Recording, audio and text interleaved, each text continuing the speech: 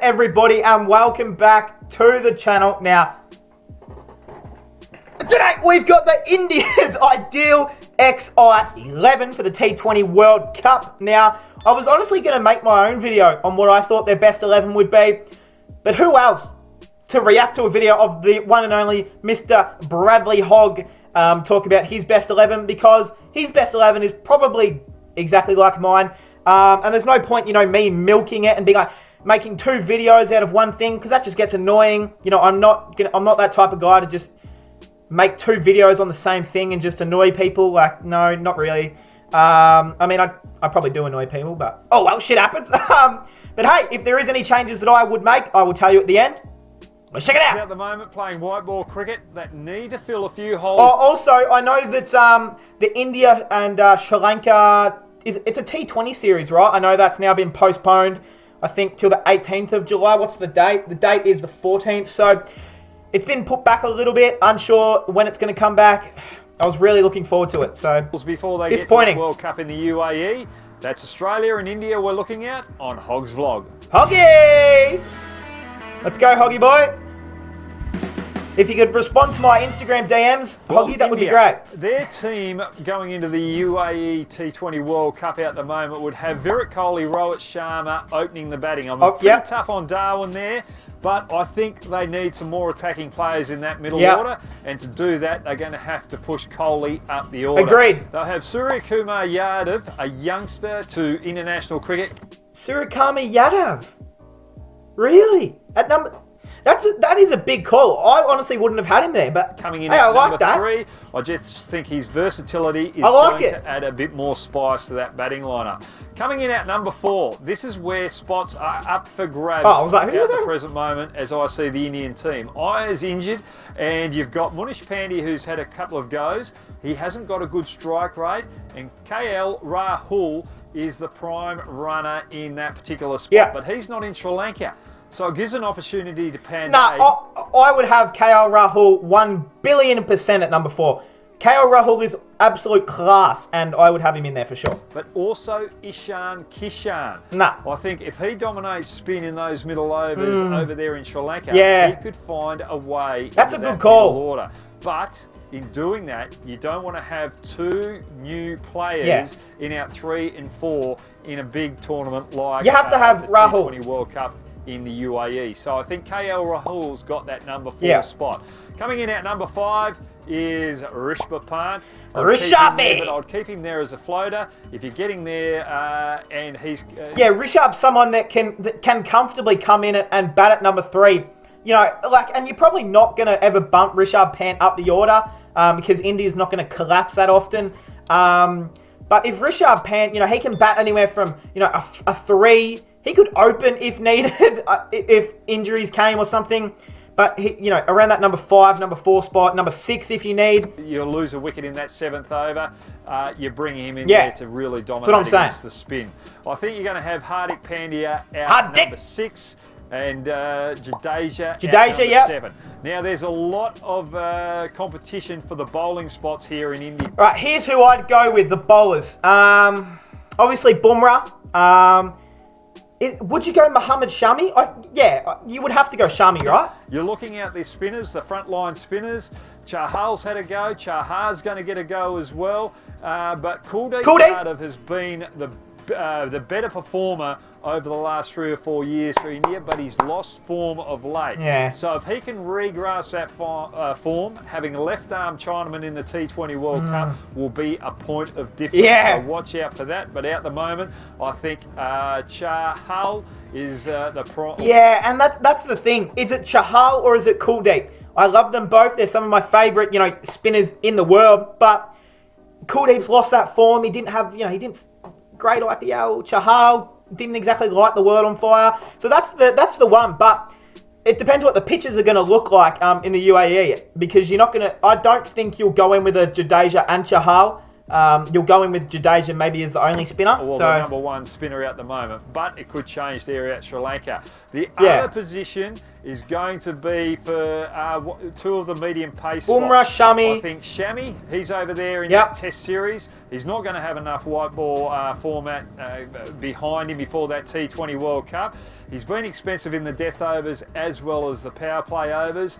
And I think someone like a Clarke might get an opportunity with his explosive batting at the back end. But he's also been pretty good in the power play and death overs for India. You've got to pick Shami. You've got Bhuvneshwar Kumar, Bhuvi, who needs to bowl in that power play with the swing.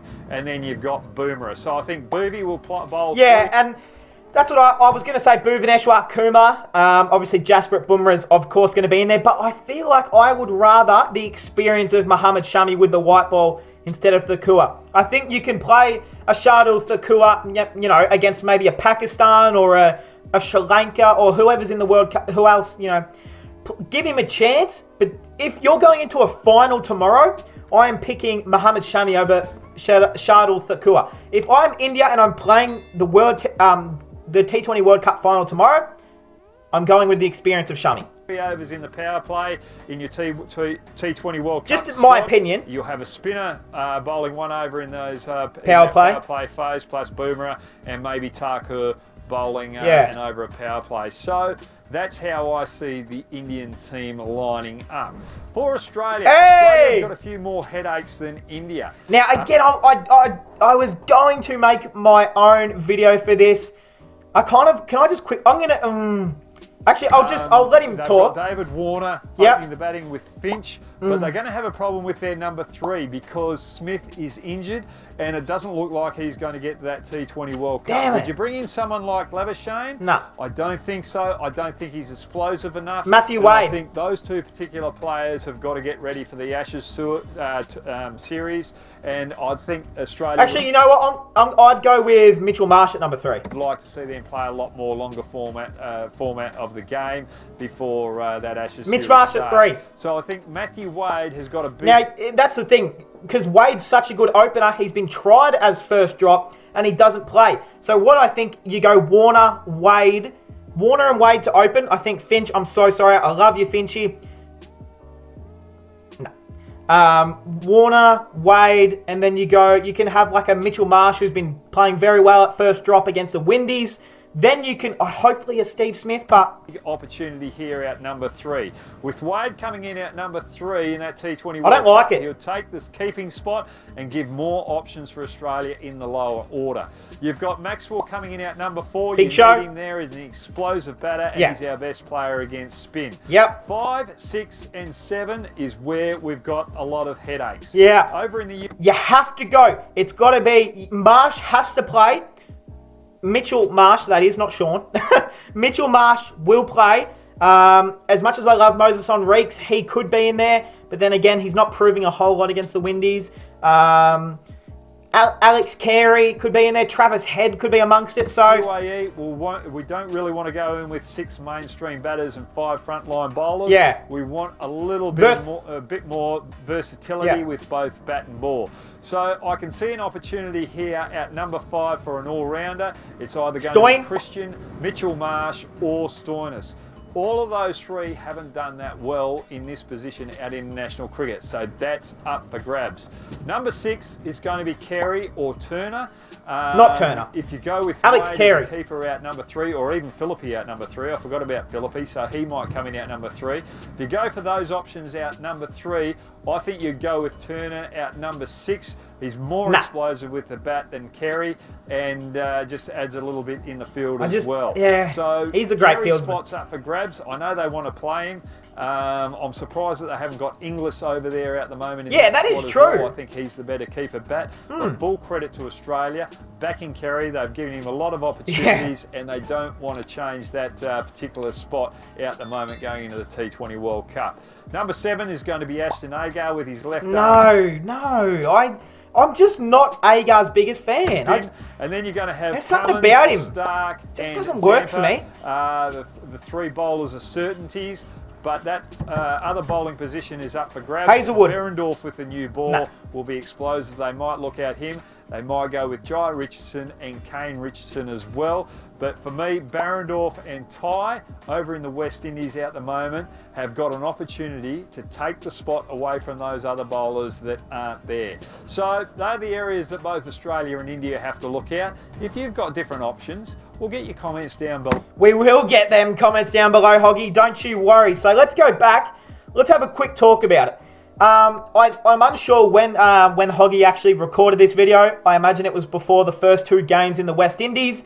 If it was, that would explain why he didn't mention Josh Hazlewood. He's bowled bloody fantastic in the first 2 games, so he is absolutely in that 11. He's a very underrated white ball bowler. But Finch, he started very poor. He needs to have some big games against the West Indies coming up. Otherwise, if he does not score well and he does nothing for the next few matches, he's gone. Aaron Finch will be gone. Justin Langer says he wants to back Finch in as the captain and our opener. His form has been piss. It has been fucking shit, if I'm going to be honest. And if he doesn't start to score against the West Indies, then he has to go. It'll be a David Warner. I would go with a Warner, Wade. Yeah. Now, this is the thing. Then a Matty Warner, Wade. Number 3. Now, it's that number 3. Like, you don't want to play a Philippe because he's too inexperienced and he hasn't proved a whole lot. But then you're not going to bring up a Glenn Maxwell into that number 3 position because you need him now a 4 or 5. Stoyan at number 3. Don't mind it. Yeah, opportunity. I'm very curious to see what the selectors actually ended up going with. We'll have a chat about that over the next couple of days. We will. Thanks for joining me. Stay safe, and hopefully India and Sri Lanka get going. Hopefully all the England players get fully fit for the Indian Test series as well. For sure. Want to get them out of that isolation bubble and make sure they're... Hey, but that is going to cap it off, guys. The India and Australia's ideal XIs for the T20 World Cup. Let me know what you guys are thinking. Comment your 11s down below because I'm actually curious to hear if you know, what you agree with or what you think we else could go with. Do not be one of those people who types away and goes, I don't think Warner should play. I don't think Pat Cullen should play. Like, don't be different for the sake of it. But, you know, give me some cool ideas. Give me some cool ideas. Give me some names that aren't mentioned that you think are a possibility. Someone like a Josh Inglis, a Riley Meredith. I mean, there's plenty of options around. But hey, that is going to cap it off, guys. I hope you guys enjoyed, and I'll see you guys in the next one.